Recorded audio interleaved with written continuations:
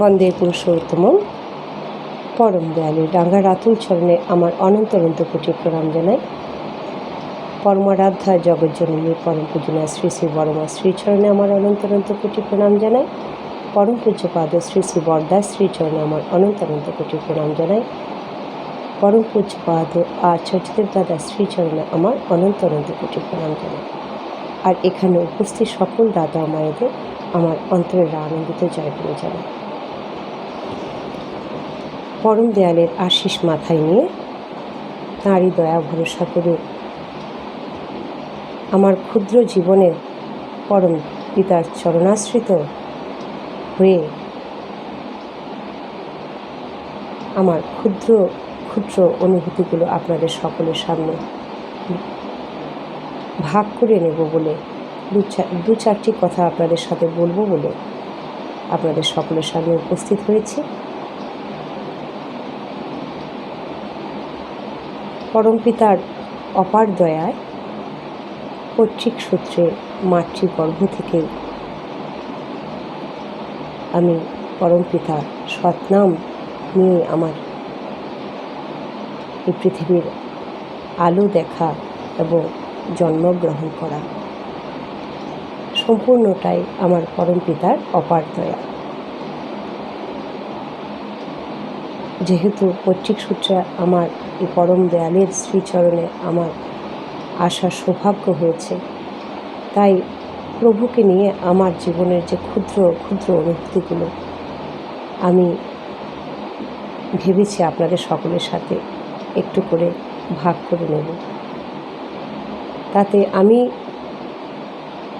নিজে সমৃদ্ধ হব আগে, তারপর যদি আপনাদের সকলকে আমি সমৃদ্ধ করতে পারি সেটা মনে রাখবেন সম্পূর্ণটা আমার পরমপিতার দয়া। আর কোথাও যদি কোনো ভুল ত্রুটি থাকে সেটা সম্পূর্ণ আমার।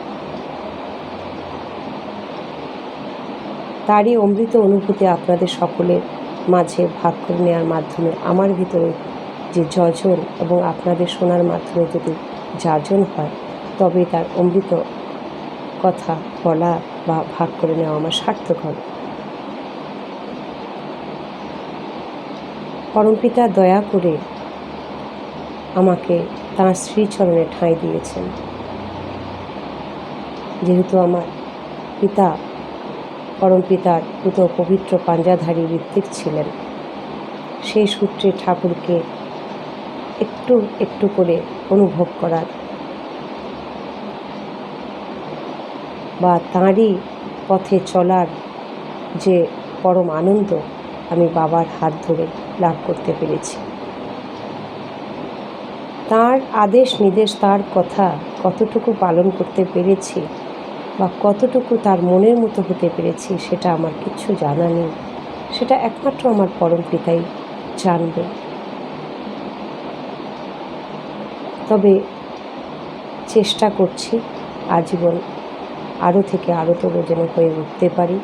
সেই চেষ্টা যেন নিরন্তর থেমে না থাকে এবং সেই চেষ্টা যদি করে যায় পরমপিতা নিশ্চয়ই আমাদেরকে একদিন না একদিন আমাদের সেই মঙ্গলের পথে সম্পূর্ণ সুফল লাভের যে জীবন, যে সম্পূর্ণভাবে মঙ্গলের অধিকারী হওয়ার যে অনুভূতি সত্যিই আমরা অনুভব করতে পারব তাঁরই দয়া।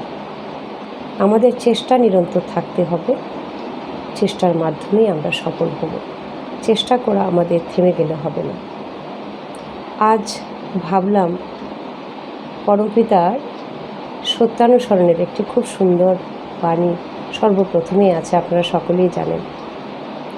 অর্থ মান যশ ইত্যাদি পাওয়ার আশায় আমাকে ঠাকুর সাজিয়ে ভক্ত হয়েও না, সাবধান হও ঠকবে।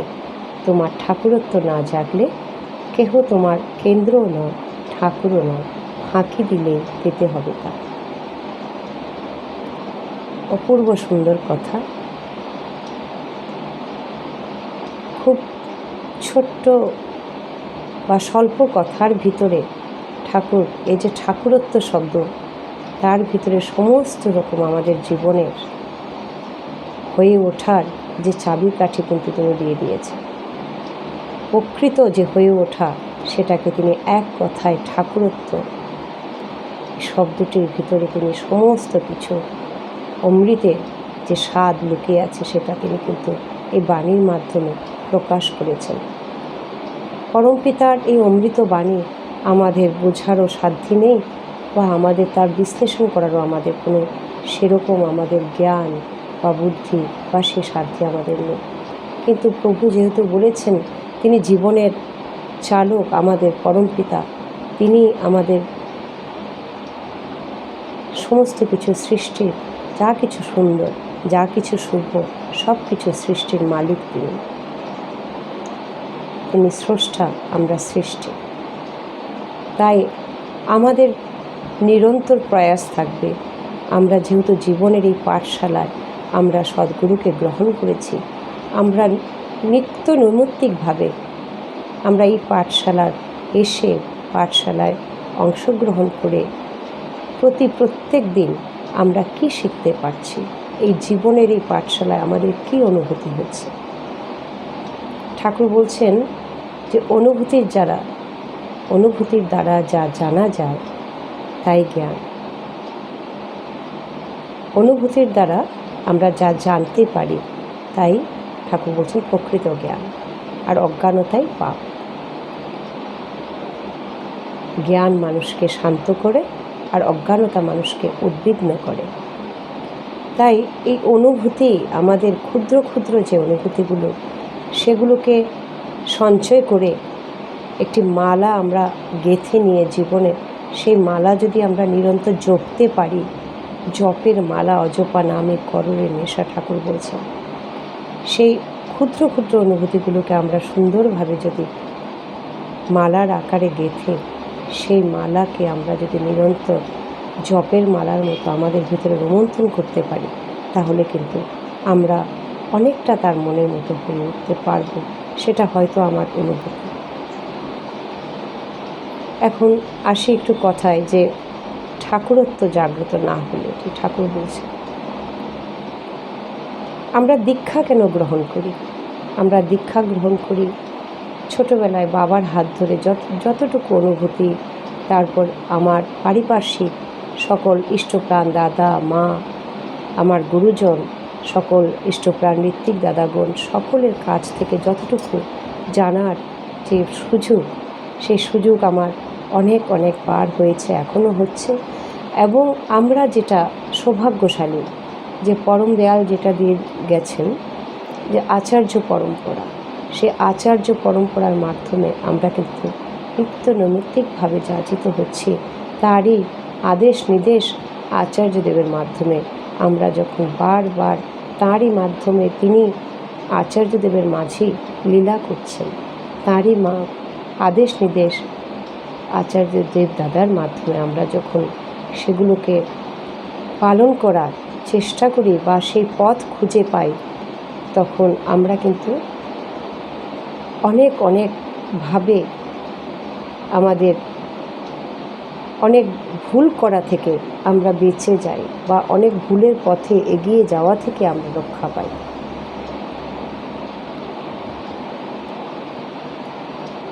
তিনি আমাদেরকে নিত্য নৈমিত্তিকভাবে আমাদেরকে যাজন করছেন, আর আমরা যাজিত হচ্ছি তার আচরণের দ্বারা। তাই তো তিনি আচার্য।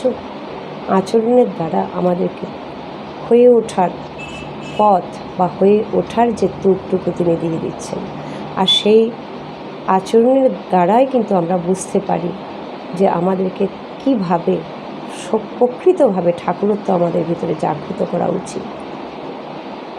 এখন আমার মনের কিছু জিজ্ঞাসা আপনাদের সকলের মাঝে একটু শেয়ার করার ইচ্ছে হলো, যে সত্যি কি আমরা আমাদের ভিতরে ঠাকুরত্ব জাগ্রত করতে পেরেছি? দীক্ষা আমরা গ্রহণ করি দক্ষতা অর্জনের জন্য। দক্ষতাটা কি? দক্ষতাটা জীবনের যে শৈলী, আমার একটা কাজের দক্ষতা নয়, জীবন শৈলী। ঠাকুর বলছেন বাঁচা বাড়াই তো ধর্ম, বাঁচা এবং বাড়া, বিং অ্যান্ড বিকামিং। এই যে জীবন, এই যে চেতনা, এই যে বেঁচে থাকা, এই জীবনকে সুষ্ঠু সুন্দরভাবে বাঁচিয়ে রাখার যে শৈলী, যে কলাকুশল, সেইটা কিন্তু ঠাকুর দিয়ে গেছেন। আর সেটাকে সঠিকভাবে যদি আমরা জানতে পারি, তখনই কিন্তু তার চরণে আশ্রিত হওয়ার সঠিক সার্থকতা, আর সেটাই কিন্তু দক্ষতা। সেই দক্ষতা আমরা দীক্ষার মাধ্যমে অর্জন করব বলে আমরা কিন্তু দীক্ষা গ্রহণ করি। কিন্তু আমরা কি সত্যিই সেই দক্ষতা অর্জন করতে পারি? আমরা হয়তো প্রচেষ্টা করি, প্রচেষ্টা আমাদের করে যেতেই হবে, আজীবন করতে হবে। চেষ্টা আমাদের থামিয়ে দিলে কখনো হবে না। কিন্তু এই প্রচেষ্টার ভিতরে কতটুকু আমার ঐকান্তিক ইচ্ছে থাকে যে আমি সত্যি আমার প্রচেষ্টাটা কি সত্যি 100 ভাগ খাঁটি, সেখানে আমার প্রচেষ্টাটা কি ঠিকভাবে করছি। যদি আমি ঠিকভাবে আমি আমার প্রচেষ্টা চালিয়ে যাই, তাহলে কিন্তু আমি দক্ষতা অর্জন সত্যিই করতে পারব। আর এই দক্ষতা অর্জনের মাধ্যমে আমি জীবনে চলার পথে আমরা প্রতি মুহূর্তে কিভাবে কোন পরিস্থিতির সম্মুখীন করতে হবে এবং কিভাবে তার সমাধান করতে হবে, সেই পথটুকু কিন্তু বা সেই সূত্র আমরা কিন্তু খুঁজে পাব। আর সেই সূত্র তখনই খুঁজে পাব যখন আমরা তাঁরই ভাবে ভাবী হয়ে তাঁরই আদেশ নির্দেশ পালনের মাধ্যমে। তাই দক্ষতা অর্জন কতটুকু করতে পেরেছি, আমার নিজের কাছে আমার নিজের প্রশ্ন। যে দীক্ষা গ্রহণ করেছি, দক্ষতা কি অর্জন করতে পেরেছি? দক্ষতা যদি অর্জন সত্যিই করতে পারি, তাহলে আমি কিন্তু জীবনে প্রতিটা মুহূর্তে আমার যে পরিস্থিতির সম্মুখীন, আমার ঈশ্বরের আশীর্বাদে আমি যে সূত্রগুলো পেয়েছি, সেগুলোকে যখন যে পরিস্থিতির সম্মুখীন আমাকে হতে হবে, সেই সূত্রগুলোকে সঠিক জায়গায় অ্যাপ্লাই করে আমি কি সেই জীবনের অঙ্ককে সঠিকভাবে কষতে পেরেছি? যদি সঠিকভাবে সেই সূত্র আমি সঠিক অঙ্কের ইউটিলাইজ করতে পারি, তাহলে কিন্তু আমার জীবনের অঙ্ক কিন্তু সঠিক হবে, তার রেজাল্টও কিন্তু সঠিক হবে। আমার সূত্র যদি আমি সঠিক জায়গায়, আমি ঠাকুরের পরমপিতার দেওয়া যে সূত্র আমি যদি সঠিক জায়গায় না লাগাতে পারি, তাহলে কিন্তু আমার জীবনের যে অঙ্ক কষা ভুল হবে। তাই দক্ষতা অর্জন মানে আমি যেটা অনুভব করি, যে দক্ষতা অর্জন করতে গেলে আমাকে আগে বুঝতে হবে, জানতে হবে, অনুভব করতে হবে আমার পরম দয়াল, আমার পরম পিতা কী চেয়েছেন, কী বলতে চেয়েছেন জীবনকে নিয়ে, জীবনের কী পরিভাষা, প্রকৃত জীবন কী, কীভাবে আমাদের জীবনটা প্রকৃত জীবনীয় হয়ে ওঠে। আমরা তো মানুষ, আমরা সবাই বাঁচতে চাই। সেই বাঁচা কি সঠিক বাঁচা? কীভাবে বাঁচলে আমাদের বাঁচা সঠিক হবে, সেটাকে জেনে সেটাকে সঠিকভাবে যখন আমরা কার্যে পর্যবসিত করব, তখনই কিন্তু আমার জীবন আনন্দময় হবে, সচ্চিদানন্দময়। আমার সত্তা কিন্তু কখনো দুঃখ চান না। আত্মা ক্ষুধা একটাই, সেটা হচ্ছে শান্তি, পিস। তাই সে শান্তির বার্তা যিনি দিয়ে গেছেন, যে জীবনের আনন্দের পথ যিনি দেখিয়ে গেছেন, তাঁকে যখন আমরা ধরেছি, আমাদেরকে কিন্তু সেই পথের প্রতি প্রত্যেকটি সূত্র, তাঁরই দেওয়া যে নির্দেশগুলো, তাঁরই দেওয়া যে আদেশ, আমাদেরকে কিন্তু অনুসরণ করতে হবে অনুভবের মাধ্যমে। আগে তো অনুভব করতে হবে, তারপরে আমি সেটাকে কার্যে পর্যবসিত করতে পারব। তাই দক্ষতা অর্জনের জন্য আমাকে আগে দীক্ষা গ্রহণের মাধ্যমে পরমপিতাকে অনুভব করা আমাদের একান্ত জরুরি। তারপর আসে আমাদের জীবনের পরীক্ষা, আমি কতটুকু দক্ষ হলাম। দক্ষ কতটুকু হয়েছি সেটা বোঝা যাবে যখন আমি আমার জীবনে চলার পথে প্রত্যেকটি পরিস্থিতির সম্মুখীন যখন আমাকে হতে হবে, প্রশান্ত চিত্তে, সুস্থির চিত্তে, ধীস্থির চিত্তে, অটুট শ্রদ্ধা ভক্তি নিয়ে এবং সবল হৃদয়ে নির্ভীক চিত্তে আমি যখন শান্ত মনে সেই সমস্যাগুলোর সমাধান করতে পারব এবং সে সমাধান সকলের জন্য অনুকূল হবে, তখনই কিন্তু আমি জানব যে আমার সত্যিকারের দীক্ষা গ্রহণ করা আমার সঠিক হয়েছে এবং আমি দক্ষতা অর্জন করতে পেরেছি। তাই আমার নিজের কাছে প্রশ্ন যে সত্যি কি আমরা প্রকৃত পরম দয়ালের মনের মতো মানুষ হতে পেরেছি? আমরা তো দীক্ষা যারা গ্রহণ করেছি, আমরা পরম দয়াল দয়া করে আমাদেরকে তাঁর চরণে ঠাঁই দিয়েছেন, না হয় কোথায় আমরা সংসারের ঝড়ে হারিয়ে যেতাম। আমি আমার জীবন দিয়ে বলছি, তার কোনো সীমা পরিসীমা নেই। তিনি আছেন, তাই আমার অস্তিত্ব। আমার প্রত্যেকটা শ্বাস প্রশ্বাস, আমার প্রাণবায়ু, আমার সমস্ত কিছু যে আমার সুন্দর, যা কিছু আমার জীবনে মঙ্গল, যা কিছু আমার জীবনে শুভ, সবটাই আমার পরম পিতার দান। আর যা কিছু কষ্ট, যা কিছু দুঃখ, যা কিছু আমার জীবনে যন্ত্রণা, যা কিছু ভুল, যা কিছু অশুভ, যা কিছু বেদনাদায়ক, সবটাই আমার নিজের প্রবৃত্তির পরবশ হয়ে, রিপুর পরবশ হয়ে, বা আমার ভুল বা আমার অজ্ঞানতার পরবশ হয়ে করা ফলশ্রুতি। আমি একটা কথা সবসময় আমার মনের ভিতরে আলোড়ন হয়, সবসময় আমার মনের ভিতরে, এবং আমি এটাকে সবসময় মনে রাখার চেষ্টা করি যে আমার জীবনে যা কিছু শুভ, যা কিছু মঙ্গল এবং যা কিছু আমি অমৃত সন্ধান পাচ্ছি এবং যা কিছু অমৃত মুহূর্ত আমি উপলব্ধি করছি বা অমৃত সঙ্গ লাভ করছি, সবটাই আমার প্রভুর দয়া। আর যা কিছু আমার জীবনে দুঃখ বা বেদনা, সবটাই কিন্তু আমাদের ভুল কর্ম এবং ভুল কর্মের দ্বারা যে ফল, সেটাই কিন্তু আমাদের জীবনের কষ্টের একমাত্র কারণ। সেটা আমার প্রভুর দেয়া নয়, সেটা আমারই অজ্ঞানতার কারণে সেই ভুল আমাদের জীবনে সামনে এসে দাঁড়ায় এবং তার ফল ভয়াবহ হয়। তাই যা কিছু অশুভ, সবটাই জন্যই দায়ী আমি। যা কিছু আমার জীবনের দুঃখ বেদনা, সবটাই জন্যই দায়ী আমরা নিজে। আর যা কিছু শুভ, সবটাই আমার পরম পিতার দান। তিনি চেয়েছেন আমরা ভালো থাকি, আমাদের জীবনের এত সুন্দরময় হোক। জীবনে তো সংসার জীবনে আমরা যখন এসেছি, আমাদেরকে কর্ম করতেই হবে, এটা কর্মজগৎ। কর্মের উপর দাঁড়িয়ে আমরা ধর্মের পরাকাষ্ঠায় দাঁড়িয়ে কর্ম করতে হবে। ধর্মকে মাথায় রেখে কর্ম করতে হবে। ধর্মকে মাথায় না রেখে কর্ম করলে সে কর্ম সঠিক হবে না। সঠিক কর্ম করতে গেলে ধর্মের পরাকাষ্ঠায় করতে হবে। তাই আমাদের এই যে মন আর মুখ, ঠাকুর বলছেন এক না হলে মলিনতার গায়ে হাতই পড়বেন।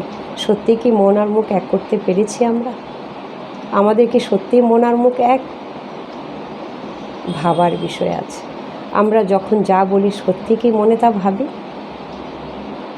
আমরা কি কায় মনোবাক্যে সবসময় অপরের মঙ্গল কামনা করি? ঠাকুর বলছেন অপরের মঙ্গল কামনা নিজ মঙ্গলের প্রসূতি। সত্যি হয়তো মুখে বলি, অন্তর থেকে কি সবটাই করতে পারি? যেদিন জানবো আমরা তা করতে পারি, সেদিন কিন্তু আমাদের ঠাকুরত্ব জাগ্রত সত্যিই সত্যিই হয়ে যাবে। আমাদের যেদিন মন আর মুখ এক হয়ে যাবে, আমরা যখন অপরের দুঃখে দুঃখী, অপরের সুখে সুখী, অপরের জন্য সবসময় মঙ্গল প্রার্থনা করব, অপরকে এগিয়ে দিয়ে নিজে পেছনে থেকেও অপরের এগিয়ে যাওয়াতে আমি সুখী হব, দুঃখী হব না। কারোর সুখে থাকতে না পারি, দুঃখে তার পাশে দাঁড়াবো, কিছু না পারি সান্ত্বনাটুকু দেব। এবং আমরা অহংকারকে সম্পূর্ণরূপে নাশ করতে পারব। নিরহংকার চিত্তে, নিঃস্বার্থ চিত্তে সংসারে শুধু ইষ্টকে মাথায় রেখে সমস্ত কিছু তাঁরই দেওয়া, আমি তো তার, আমার এই প্রাণবায়ু, আমার শ্বাস প্রশ্বাস নিঃশ্বাস, সমস্ত কিছু, এই সংসার, এই আলো, এই আধার, এই আকাশ বাতাস সবটাই তাঁরই দেওয়া। গঙ্গা জলেই আমরা গঙ্গা পুজো করছি, তাঁরই দেওয়া দান সবটাই। তাতে মন ন্যস্ত করে যখন আমরা সংসারের সব কাজ করতে পারব, আমাদের ভিতরে যখন একবারও আমার বলে কিছু ভাবনা আসবে না, আমার একমাত্র আমার পরম পিতা, বাকি কিচ্ছু আমার আমিও তাঁর, তিনিও আমার, আমি তাঁর, তিনি দয়া করে তার চরণে ঠাঁই দিয়েছেন, তাই আমি তাঁর, আর তাই পরম পিতাকে আমার পরম পিতা বলতে পারি। তাই আমাদেরকে সবসময় যখন এই ভাবনা নিয়ে চলতে তিনি বলেছেন যে সংসারের সকল কাজে, সকল মর্মে, সব কিছুতে আমাতে মন ন্যস্ত করে কাজ করো, তোমরা কখনো আবদ্ধ হবে না, বন্ধন মুক্ত থাকবে। সব কিছু সংসারে তুমি দায়িত্ব পালন করো, কিন্তু মনটা যেন আমাতে ন্যস্ত থাকে, তাহলে তোমার ভিতরে কখনো হিংসা, বিদ্বেষ, অহংকার, ঘৃণা, ভয়, দুঃখ, কষ্ট বাসা বাঁধবে না। সকল অবস্থায় তুমি রাজি থাকবে, সব কিছুই তুমি হাসি মুখে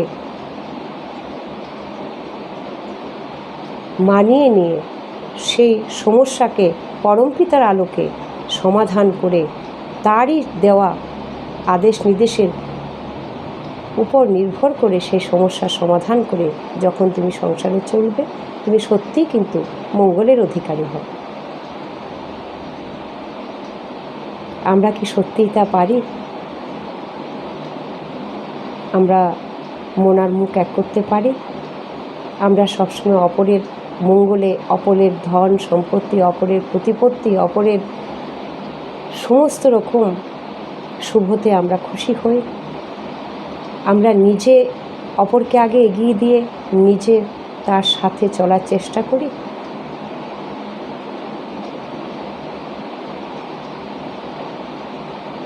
প্রতি মুহূর্তে কি আমরা ভাবি যে সবটাই প্রভুর দান, তিনি আছেন বলেই তো আমি আছি?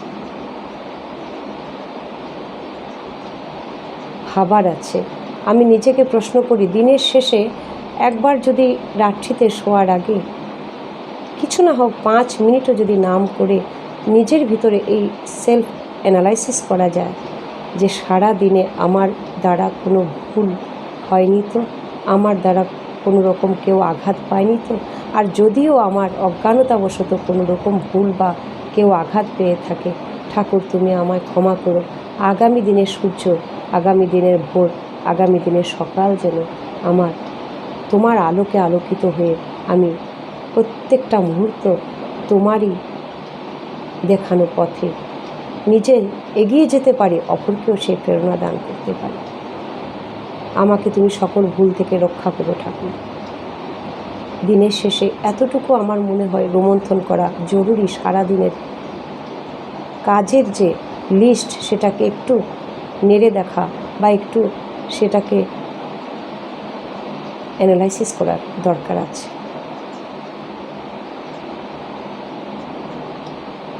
ঠাকুর বলছেন অনুতাপ তুষানন, এতে উভয়েরই মঙ্গল। আমরা যখনই কোনো ভুল করি, যদি অনুতপ্ত হই, তাহলে কিন্তু আমাদের ভিতর পবিত্র হয়ে যায়, পরম পিতা ক্ষমা করে দিয়ে আমাদেরকে শুদ্ধ আত্মা তো সবসময় শুদ্ধ, আমাদের বিচারের দ্বারা যেন তাকে কষ্ট না দেয়। আত্মা সবসময় শুদ্ধ, আত্মা পরব্রহ্ম, আত্মা শান্তি চায়। আমাদের ভুল অজ্ঞানতাবশত আমরা অনেক কিছু আবর্জনা আমাদের অন্তরকে ভরে দিয়ে আত্মাকে কষ্ট দিই, তাতে পরমপিতা কষ্ট পায়।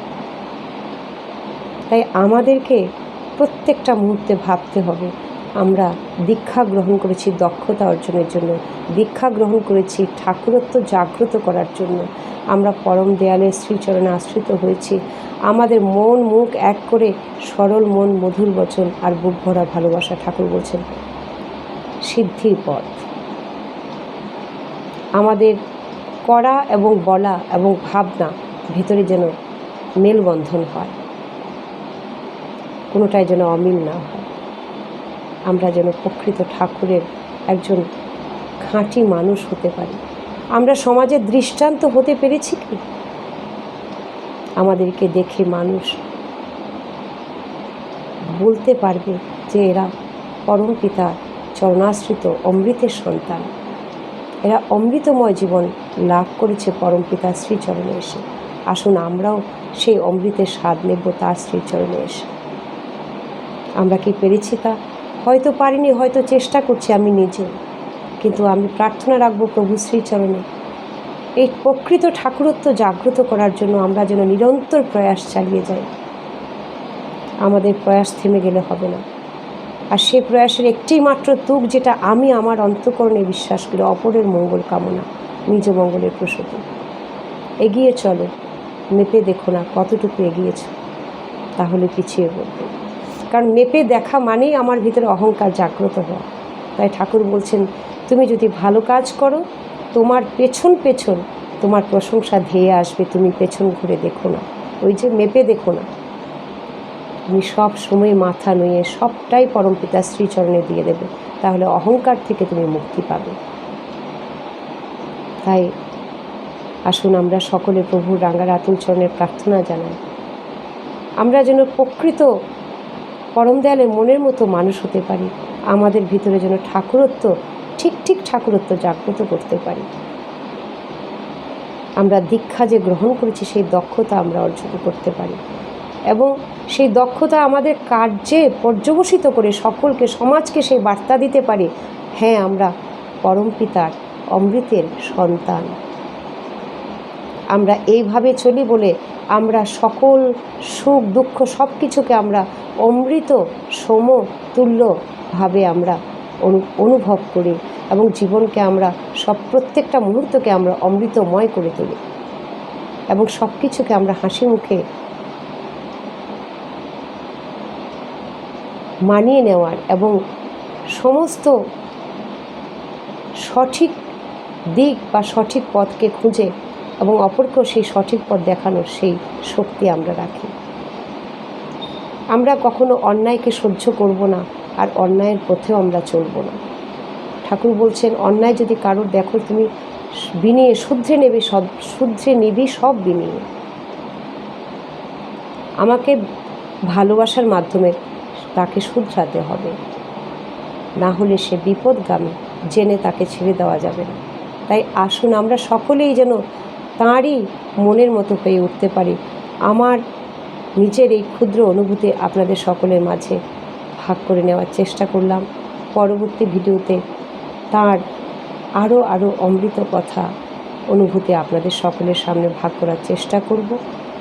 এতে আমি নিজে যাচিত হব, আর প্রভুর কাছে প্রার্থনা রাখব, যদি স্বল্প কিছু আপনাদেরকে অমৃতের অনুভূতি করাতে পারি, বা অমৃতের কোনো স্বাদ আপনাদেরকে আস্বাদন করাতে পারি, সেটা সম্পূর্ণটাই আমার পরম পিতার দান। আমার জীবনের ক্ষুদ্র অনুভূতি আপনাদের সকলের সামনে আজ ভাগ করে নেওয়ার চেষ্টা করলাম। যদি কোথাও কোনো ভুল ত্রুটি থাকে, সেটা সম্পূর্ণ আমার, আপনারা নিজ গুণে ক্ষমা করবেন। পরম পিতার মনের মতো হয়ে যেন আমরা তারই ইচ্ছা পূরণে আজীবন লেগে থাকতে পারি।